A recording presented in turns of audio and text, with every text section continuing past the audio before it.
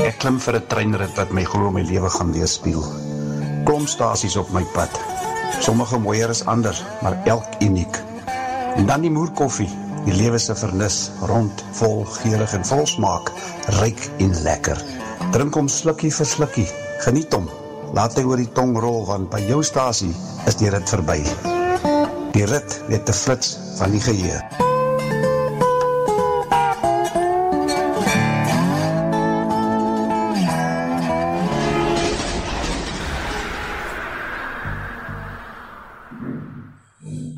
Dis vir jou vriend, hoe lyk dinge daar by jou? Hierdie is alweer vir jou 'n interessante week gewees, maar voordat ons daarby uitkom, hoe die week vir jou afgeloop. Aan my kant, redelik goed, geoliede wiele, al het niks te ernstig gebeur en so nie. Ons hou die fort. Hoe sê hulle altyd, ons hou die wolwe weg by die deur. In die winkels het die goed, pryse absoluut belaglik, elektrisiteit se prys raak net al hoe hoër. Een van die dae dink ek gaan ons vir 'n kilowatt betaal, seker wat ons vir 'n liter petrol betaal. Maar ja, intussen gaan ons aan. Hierdie week 'n interessante week. Twee goed wat my opgeval het is, kyk hierdie land is so in sy moer in. As jou polisie mag lede het wat al mense begin vermoor, wat meer kan jy voorvra? Dit is absoluut, jy kan nie eens daaraan dink nie, dat ons op hierdie stadium gekom het in Suid-Afrika, waar ons polisielede is absoluut korrup. Is nie meer net die gangsters al buite, die skelms wat rondloop en daai tipe van goed nie. Nee meneer. Nee, hulle hardloop wyd. Hulle hardloop absoluut wyd. Ons het verlede week gesien, ek dink dit was verlede week, ja, ek dink hy is nou begrawe onlangs, die baie berigte André Nude, hy is doodgeskiet daar in die Kaap. Hy word verbind aan manne soos Donkie Boysen en wat is daai ander ou wat nou so 'n tyd terug hier in George sommer daar by die mall om die lewe gebring is, Mark Liftman. Maar nou sit ons in die polisie. In die polisie, nou moet ek ook sê, blykbaar, jy weet, is dit nou so. Alles is moes deesdae blykbaar, dat een van ons generale in die polisie, ene luitenant-generaal Dumisani, commissaris van die polisie se eenheid vir misdaad intelligensie nogal, vandag het hy saam met 6 van sy mede-beskuldigdes, onder wie onder andere polisielede en hoë ampte in die Pretoria se Landdroshof verskyn. Hulle staan op 4 aanklagte van korrupsie en 4 van bedrog tereg. Nou saam met die generaal in die beskuldigde bank is 'n majoor-generaal, Pelani Lushaba. Hy het ook blykbaar is hy ook betrokke. Hy is die finansiële hoof. Hy is die man wat die petty cash hanteer by die misdaadintelligensie. Daar is al majoor-generaal Nosipo Precious Matondo, hoof van ontleding en koördinering by die misdaadintelligensie.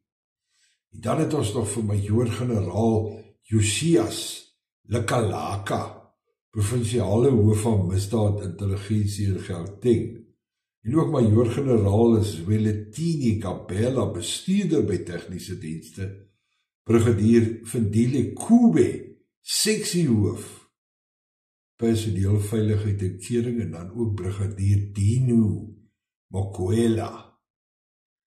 Nou, die aanklagte hou blykbaar nou verband met die onreëlmatige aanstelling van Mokoele in 'n senior posisie as hoof van misdaadintelligensie se tegniese ondersteuningsdienste. Blykbaar 'n gespesialiseerde eenheid wat in die geheim funksioneer. Mokoele is glo op die vlak van brigadier aangestel, sonder enige kwalifikasie in polisieering. Nou, ek wonder of dit nou die enetjie is wat van BMW se hoofkantoor afkom. Borsel van R10.000 is elk aan Khumalo, Matondo, Nikalaka, Kabele, Kobe en ook Mokwele toegestaan. Volgens Henry Mamutami, woordvoerder van die Nasionale Vervolgingsgesag en ondersoekdirektoraat teen korrupsie IDAK, mag hulle geen perseel van misdaadintelligensie betree nie. Regtig? Maar nou ja, dis baie interessant. Nou volgens Diane Koller Barnard van die DA, woordvoerder oor staatsveiligheid, het Lushaba homself blykbaar die polisie oorgegee, nadat dit in die lig gekom het dat 'n sekswerker, lekker man, glo sy staatsuitgereikte vuurwapen en skootrekenaar gesteel het. Nou wonder ek wat sê SIRA nou hiervan. SIRA, die organisasie wat veronderstel is om 'n wakende oog oor die wapens en al die goed in die sekuriteitsbedryf, 'n oogie oor te hou. Wat gaan hulle nou sê van dit, want die polisie is nog steeds, hulle hou die rekord vir wapens wat elke jaar verdwyn. En so aan. Maar hulle wil wetgewing uitbring om sekuriteitsmaatskappye in die private sektor te kniehalter. Baie interessant, is dit nie? I'm here at the Cape Town International Convention Centre where I've just delivered a speech on the floor of the parliamentary sitting in the budget vote debate around the firing yesterday of the DA Deputy Minister Andrew Whitfield by the President. And I think if we start to dig a little bit deeper into why Deputy Minister Andrew Whitfield was really fired, one will see it was because he was doing his job. He was asking uncomfortable questions about the lottery tender award by the Department of Trade, Industry and Competition. He had asked some very uncomfortable questions about the transformation fund that is busy being set up by that department, and he had raised serious concerns about some of the persons being nominated for the board of the IDC. I believe that these are the real reasons why Minister Whitfield has had to be moved from that position. Nou ja, en hier is die cherry op die koek. Andrew Whitfield is blykbaar 4 maande nadat hy oorsee is hy gefire. President het blykbaar, ek dink gister, donderdag, het hy gesê hy is gefire. En John Steenhuisen het iewers skielik uitgebring en gesê vir die president, maar nou ja, as jy hou daarvan om te vee, wat was hy song wat ons altyd by die atletiek gesing het? Die besem, wat maak daarmee, ons vee die rooies in die see. Anyway, John Steenhuisen het vir hom gesê, kyk, hier is nou tyd dat jy vir jou eie deur ook aan die ANC vee, want as was nou baie van die ou skelms wat by die Sonderkommissie die seats uitgelig het. Waar is die vrou? Wat van die vrou geword wat lening gekry het vir 'n koffieshop? By daai bankskandaal. Sy het maar net om verskoning gevra en toe word sy sommer verplaas na landelike ontwikkeling toe of iets in daai lyn. Maar nou anyway, die president het blykbaar by monde van sy woordvoerder gesê, die DA moet baie mooi verstaan, die president gee nie gehoor aan ultimatums en dreigemente nie, aldans, dis nou volgens die presidentsie. President Cyril Ramaphosa het blykbaar vandag gesê by monde van sy woordvoerder, gesê dat Andrew Whitfield het goed geweet dat lede van die uitvoerende gesag slegs buitelandse reise met sy uitdruklike toestemming mag onderneem. En nou sê Whitfield, hy blykbaar amper 2 weke voor die tyd, soos die wetvoorstel of die regulasievoorstel het hy aansoek gedoen, nooit antwoord gekry nie van Cyril. Maar nou moet hy ook onthou wat ek meen, die man verloor sy rekenaars en hy verloor van tyd tot tyd sy tablet of wat ook al. So hy het die antwoord gekry nie en toe het hy gegaan en toe hy terugkom het hy 'n jammer sê briefie, niemand het hom aangevat of hom gevra nou oor nie, hy het 'n jammer sê briefie stuur vir Ramaphosa net niks daarvan gesê nie.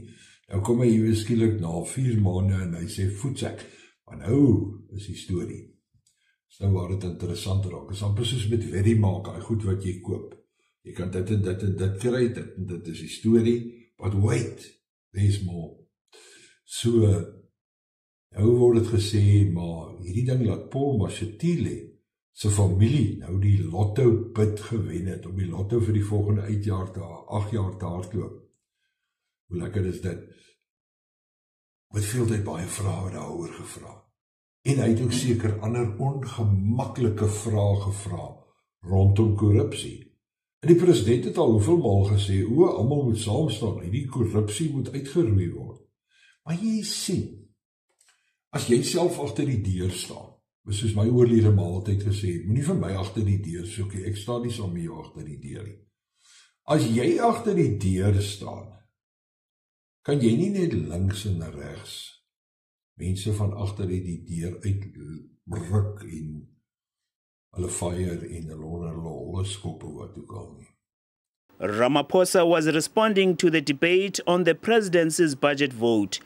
He considered that there are problems at all levels of government. We must, as we have done, acknowledge that there have been failures of governance in several areas of government, in municipalities, in departments, both at provincial and national level, and in our state-owned enterprises, and a number of other government entities. Many of these investigations have been concluded, and the dockets have either been handed over to the NPA or are in the process of being handed over. There have been referrals for disciplinary processes for officials who were involved in corruption.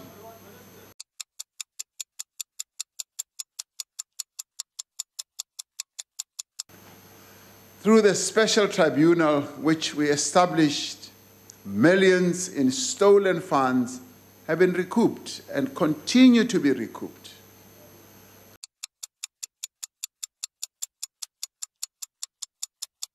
There have been arrests, asset forfeitures, and the freezing of bank accounts of those who were involved in malfeasance.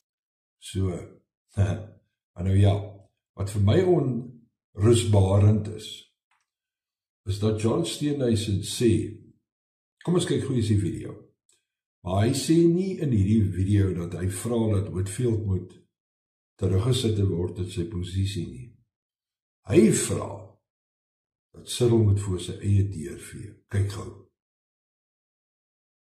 Now, it is very clear that this cannot stand. So, we have given the president 48 hours to act similarly against the other members of his party who are guilty or facing serious charges or who are mentioned in the Zondo Commission report to ensure that they are held accountable. If the president is wanting to clean up his cabinet, then we would like to suggest that he starts by sweeping outside his own front door before sweeping outside the DA's front door. We're giving the president 48 hours to show us clearly that he is a man of his word and that when he's willing to take action against DA members, he must take concomitant action against members of his own party who are guilty of far more serious things than Deputy Minister Andrew Whitfield could ever be accused of. Jy sien, dis wat vir my pla van die DA. Hoeveel maal sedert die regering van samewerkende eenheid, die KNU, hoeveel maal het die DA al mense onder die bus ingegooi, soos hulle sê. Eers was het Ronaldo Gous, wat meer as 12 jaar vir die party gewerk het, oor 'n video wat hy voor 2010 gemaak het. Toe stel die agbare John vir Roman Kavanagh, 'n YouTube koning, stel hy aan as sy persoonlike assistent. En toe die ANC en 'n paar linkses net so fluister, toe word hy ook gesê, sorry, ons nie meer 'n job vir jou nie, hy is nou onlangs, lyk my is hy toe nou uit. En hier kom hulle, en hulle gooi waaragtig, gooi hulle, 'n minister van hulle, gooi hulle ook onder die bus in. Of doen hulle dalks nie. Maar as jy kyk, wat Johnny sê, is hulle nie gepla oor hom nie. Hy sê net, vir die president, van die besem en vee bietjie voor jou deur ook. So is alright, dat jy vir Whitfield gefire het. Ek het vir Whitfield geontmoet hier so, in die baai, net so voor die verkiesing was hy hier. Ek dink hy was toe soos die skademinister van veiligheid en so, netjies 'n mannetjie. Maar nou ja, daar gooi hulle hom onder die bus in. So nou is my vraag, as jy vir die DA stem, wil ek vir jou vra, is jy gemaklik met die feit dat hulle so maklik hulle eie mense om hulle onder die bus ingooi? As dit so maklik is vir hulle, wat dink hulle van my en jou, die kiezer? Hoe loyaal is hulle teenoor ons, die kiezer, as hulle nie eens loyaal is teenoor hulle eie mense nie? Mense wat vir hulle werk nie, wat vir hulle daai stemme inbring nie, my en jou stem nie. Ek sien veel môreoggend op die Boerkoffie, staan sterk. 8 tot 10, praat ons lekker. Ciao. Radio South Africa, your voice.